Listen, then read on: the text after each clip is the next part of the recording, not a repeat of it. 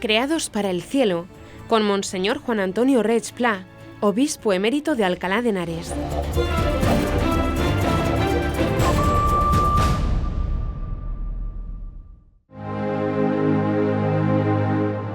Cuántas oportunidades nos da la Iglesia Católica en estos momentos. Es el arma más potente que nos ha dado el Señor, la oración. La oración dirigida a Él, que es todopoderoso y que no nos trata según merecen nuestros pecados, que ni siquiera mira si lo merecemos o no, está dispuesto siempre al perdón y a la misericordia. Decía el profeta: conviértete, vuelve tu corazón a Dios. Prepara tu discurso y preséntate delante de Él y dile: he pecado, confiesa tu pecado. No es una palabra que escuchemos muchas veces, la palabra pecado. La raíz de todo pecado es la ingratitud ante Dios y la idolatría. ¿Qué es el pecado? Pecado es una enfermedad del espíritu, es una herida profunda de nuestro corazón y siempre tiene como el horizonte el pecado a Dios, bien porque nos dirigimos directamente a Él despreciándole, o bien porque despreciamos su designio en las personas y en todo lo que Él ha creado. San Agustín, cuando se plantea en su conversión el tema del pecado, dice que el pecado es la aversión a Dios. Es como separarte de Dios, romper la alianza con Él, ponerte de espaldas a Él. Y lo que Él merece como Creador, como Señor Supremo de todas las cosas, se lo damos a las criaturas. Es la conversión, dice San Agustín, a las criaturas. Hacer de ellas un absoluto cuando no lo son. A veces nosotros pensamos la idolatría simplemente en aquellos momentos de superstición religiosa cuando adoraban criaturas, adoraban desde el sol o adoraban alguno de los animales. La idolatría está en el corazón de toda persona cuando se olvida de Dios y se vuelca sobre las cosas y hace de ellas verdaderamente ídolos. Es decir, su corazón está pegado a ellas. No es que esté malo pegarse a las cosas y a las personas lícitamente, legítimamente, sino cuando uno, dándole a las criaturas lo que le corresponde a Dios, acaban haciendo de ellas un señor de tu vida. Y no te pueden dar lo que tú esperas, porque las criaturas solo pueden dar lo que pueden dar. Y todas están heridas de caducidad. Solo Dios nos puede dar las aspiraciones profundas del corazón con justicia, respondidas con justicias, porque Él es aquello que deseamos en lo profundo de nuestro corazón. Aversión a Dios, separarse de Dios, volver la espalda a Dios y volcar el corazón a las criaturas. Eso lo podemos hacer de manera absoluta, y esto es lo que llamamos el pecado mortal, o lo podemos hacer no de manera absoluta, pero no dándole a Dios un corazón simple y humilde de todas las cosas, o no teniéndole como siempre presente y fin último de todo lo que hacemos. Y eso es el pecado venial que debilita la vida del alma. Ambos son importantes. El pecado mortal mata la presencia del Espíritu Santo en nosotros y la caridad. El pecado venial debilita el vigor del Espíritu Santo en nosotros y de la gracia redentora de Jesucristo. Y es como algo que va apoderándose de nosotros y nos hace llegar hasta la indiferencia delante de Dios. Este es el daño peor que nos puede ocurrir. Hablamos poco de estas cosas, pero son las enfermedades del espíritu. Ya sabéis que la Iglesia, siguiendo la tradición de lo que ya encontramos en la Sagrada Escritura y también en los padres del desierto, ha puesto, diríamos, como pecados aquellos de los cuales surgen todos los demás, lo que llamamos pecados como la cabeza de los demás, pecados capitales. La soberbia, la avaricia, la lujuria, la gula, etcétera, ¿no? Son pecados que van matando el amor de Dios en nosotros y hacen que nuestro ego y nuestro yo de tal manera prescinda de Dios que se autoafirme frente a Dios. Es el pecado que ocurrió a nuestros primeros padres y que llega a nosotros a través de estos pecados capitales que la Iglesia nos recuerda para también hacer el examen de conciencia junto con los mandamientos de la ley de Dios.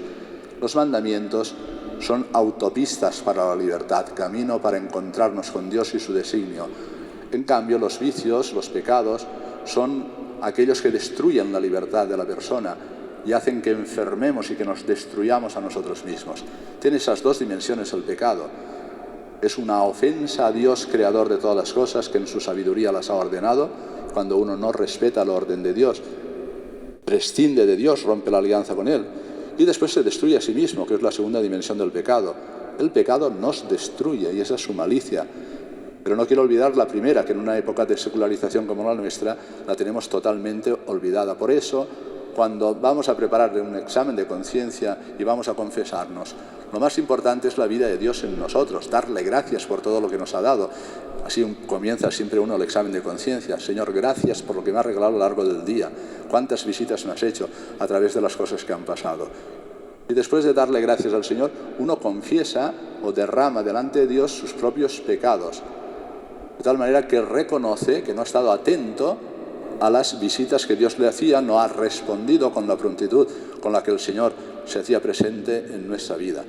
Y no solo la indiferencia ante las cosas, sino cuando desviamos nuestra libertad y no solo nos separamos de Dios, sino que nos volcamos a las criaturas, entonces vamos como destrozando nuestra propia vida. Insisto que es la peor de las enfermedades, el pecado que destruye la caridad en nosotros y por tanto aquello que nos hace destinatarios de la vida eterna, que ya participamos aquí cuando vivimos en la gracia de Dios.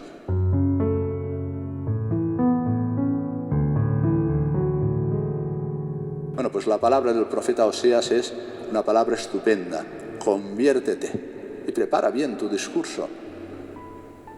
Examina tu vida, repásala, porque el Señor es pronto al perdón, porque el Señor ni siquiera, es decir, tiene en cuenta aquellas cosas que nosotros hacemos. El daño nos lo hacemos a nosotros mismos. Él está siempre pendiente del bien de sus criaturas y lo que quiere es nuestra conversión. Y la segunda parte de lo que decía el profeta es que una vez que nosotros recuperamos la paz, cuando el Señor recibimos esa posibilidad de comenzar de nuevo, esa nueva creación que nos da el sacerdote cuando confesamos por medio de la absolución, es como si floreciera nuestra vida. El perdón cristiano, el perdón de Jesucristo, no es simplemente no tener en cuenta nuestros pecados, no simplemente lavar nuestras culpas, sino crear de nuevo nuestra persona. Oh Dios, crea en mí un corazón puro, renuévame por dentro con espíritu firme, el espíritu principal, el Espíritu Santo. De tal manera que cuando el sacerdote te dice: Dios Padre Omnipotente, por su misericordia te perdone tus pecados, empiezas a hacer una criatura nueva. Todo empieza de nuevo.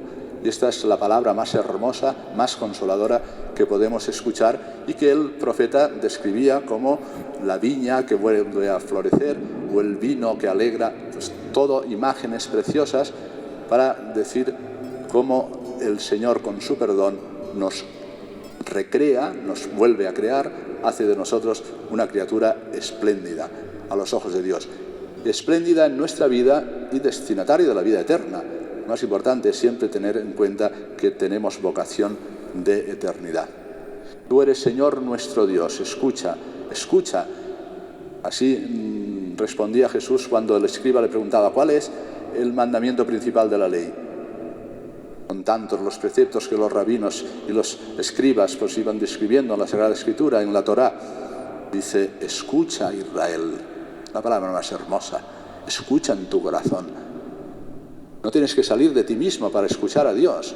La conciencia moral es un órgano natural. Está en nosotros como receptor de la voz del Señor que resuena en el sagrario íntimo de nuestra conciencia. Y ahí, dentro de ti mismo, en lo interior, en lo profundo de tu alma, escucha. Escucha la voz del Señor, escúchala, porque Él está presente en nosotros mismos a través del Espíritu Santo que nos está como hablando y promoviendo el bien en nosotros y ayudándonos para que evitemos el mal. Escucha, Israel, amarás al Señor. Esta es la palabra más hermosa que está en nuestro diccionario, en nuestra lengua. Amarás al Señor tu Dios. Somos vocación de amor. El Señor nos ha creado para amar. Y para amar, en primer lugar, a aquel que nos ha dado la vida y el ser. Amarás a Dios sobre todas las cosas. Más que a tu padre y a tu madre, más. Más que a tu esposo o esposa, más. Más que a tus hijos, más que a tus amigos y más que a aquellos que te hacen bien. Claro que sí. A veces las personas me preguntan, es que esto es muy difícil porque nuestros sentimientos nos engañan. Los sentimientos son estupendos, pero nos pueden también engañar. Es decir, uno no siente a veces la misma afectividad cuando quiere amar a Dios. Y tiene más afectividad cuando tiene presente lo que es la realidad de la persona, el esposo, la esposa, los hijos, los abuelos, los parientes, los amigos, tantas personas. Nuestra afectividad va ante algo que tenemos delante y que se nos presenta visible a los ojos. En cambio, el amor a Dios a veces nos parece que sea más difícil, pero no se trata de afectividad. Si el Señor te la concede, estupendo. Se trata de voluntad, de decisión. Amarás a Dios sobre todas las cosas. Es lo que llamamos, me sabe mal emplear la palabra, pero es así, es un amor supererogatorio. Es decir, aunque no sientas la misma afectividad que sientes amando a tus amigos, hermanos, esposo, esposa, padre, hijos, es la voluntad la que dice Dios sobre todas las cosas. Más que tu propia vida, también. Amarás a Dios sobre todas las cosas, más que a ti mismo, por supuesto. Con todo tu corazón, con toda tu mente, con todo tu ser, con todas tus fuerzas, todos tus bienes. ¿Por qué? Porque tenemos miedo por si nos castiga. Bueno, no es malo el miedo, pero es un temor que tiene que estar movido por la gracia. No. Por ser vos quien sois bondad infinita y porque os amo sobre todas las cosas. Esa es la contrición verdadera que hemos de pedir al Señor. Porque en amar a Dios está nuestro bien. En amar a Dios está nuestro futuro. Y por eso el Señor, primero porque nos ha regalado su amor, nos lo puede mandar. ¿Puede mandarse el amor? Claro que sí. No el amor afectivo, que a veces uno lo siente o no lo siente, pero el amor de la voluntad, claro que sí. Primero Dios nos ha amado, nos ha enriquecido con el don de su amor, que es el Espíritu Santo, y después de enriquecer nuestro vaso y llenarlo sobreabundantemente, es cuando nos dice, amarás a Dios sobre todas las cosas. O amaos como yo os he amado. El Señor nos manda y nos entrega un don que es el mandamiento, porque en el mandamiento está nuestra paz, está nuestro bien, está el sentido de nuestra vida. Y por tanto, el primero de todos, amarás a Dios sobre todas las cosas, y después, derivando de este vaso de sobreabundancia que es el amor de Dios, derramándose cada uno de nosotros, saliendo de su egoísmo, amarás al prójimo como a ti mismo. Y este es el compendio de toda la ley, las dos tablas, la primera, el primer mandamiento, el segundo y el tercero referidos a Dios, y el cuarto hasta el 10º referidos al prójimo. Qué cosas más bonitas y qué grande es la Iglesia, que nos enseña el camino de la virtud y que nos enseña a apartarnos de todo aquello que sería una ingratitud enorme entre Dios, sería la idolatría, y después de esa injusticia pues nos destruye a nosotros mismos. Vamos a pedirle al Señor, con todo lo que nos ha dicho, que aprovechemos bien este tiempo, que entremos en la profundidad del alma, que escuchemos ahí la voz del Señor, que no tengamos miedo de amar y de ser buenos samaritanos y entregar nuestra propia vida por amor a Dios, y por el amor a Dios, el amor a los hermanos, porque ese es nuestro futuro, no hay otro. Todo lo demás quedará en este mundo. Nuestro futuro es lo que deriva de la caridad, del amor de Dios en nosotros participado, que nos ha de conducir a la vida eterna.